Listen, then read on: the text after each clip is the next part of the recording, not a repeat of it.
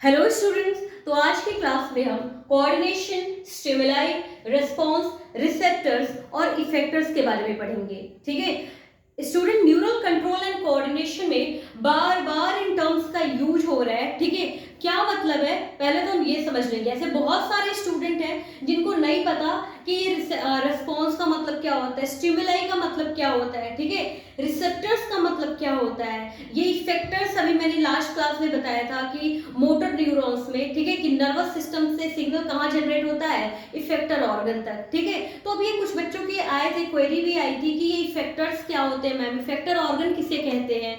तो ये चीजें तो आज की क्लास में हम ये देखेंगे। कोऑर्डिनेशन, कोऑर्डिनेशन क्या होता है। तो स्टूडेंट किसी भी ऑर्गेनिज्म के, ठीक है, जो वेरियस एक्टिविटीज होती है लाइफ को, उनको एडजस्ट करने के लिए वेरियस ऑर्गन एक साथ कार्य करते हैं, इसी को हम क्या कहते हैं, कोऑर्डिनेशन कहते हैं। ठीक है, so working together of various organ of an organism to adjust various activities of life are called what, coordination। ठीक है, स्टिमुलाई क्या होता है, तो चेंज इन एनवायरनमेंट, एनवायरनमेंट का में कोई भी जो चेंज आता है दैट कैन कॉज फिजिकल और behavioural change in a living organism.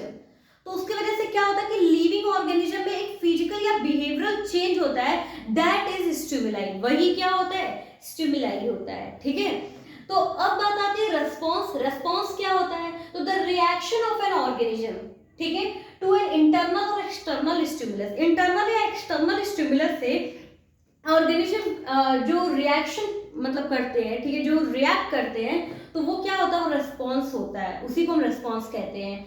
अब ये इसमें हम रिसेप्टर्स और इफेक्टर्स दोनों पढ़ेंगे। स्टार्ट करते हैं रिसेप्टर से।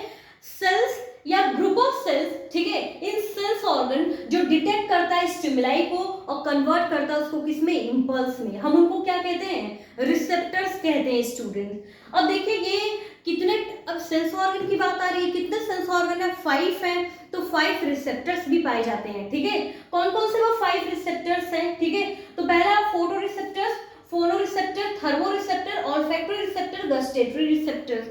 फोटो रिसेप्टर स्टूडेंट किसके लिए रेस्पॉन्सिबल होता है, विजन के लिए रेस्पॉन्सिबल होता है, आईज में पाया जाता है। ठीक है, फोनो रिसेप्टर्स हियरिंग के लिए रेस्पॉन्सिबल होता है, ईयर में पाया जाता है। ठीक है, थर्मो रिसेप्टर किसके लिए रेस्पॉन्सिबल होता है, ठीक है, आप जब किसी, मान लो आपको कोई जैसे हीट या कोल्ड, ठीक है, आपको कैसे पता चलता है, इन्हीं रिसेप्टर्स से आप फील करते हो। ठीक है, तो इसके लिए ये रेस्पॉन्सिबल होते हैं, थर्मो रिसेप्टर स्किन पर होते हैं। ठीक है, ऑल्फैक्टरी रिसेप्टर्स कहाँ होते हैं, तो ये नोज में पाए जाते हैं। ठीक है, ये किसी भी चीज को स्मेल करने के लिए आप स्मेल करके बता देते हो कि स्मेल अच्छी है, बुरी है, या रोज की स्मेल है, किसकी स्मेल है।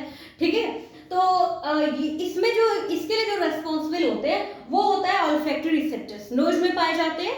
ठीक है, गस्ट्रेटरी रिसेप्टर्स, किसी भी चीज को आप टेस्ट करके आप बताते हो कि ये कड़वा है, खट्टा है, मीठा है, ठीक है, क्या टेस्ट है इसका, ये किस रिसेप्टर्स की हेल्प से आप बताते हो, तो आपके टंग पे क्या होती है, गस्टेटरी रिसेप्टर्स होते हैं। इन्हीं की वजह से यही रेस्पॉन्सिबल है आपके टेस्ट के लिए, जो भी आप बता पाते हो ना, तो वो इसी रिसेप्टर्स की वजह से होता है। ठीक है, कहाँ होता है, टंग पर होता है।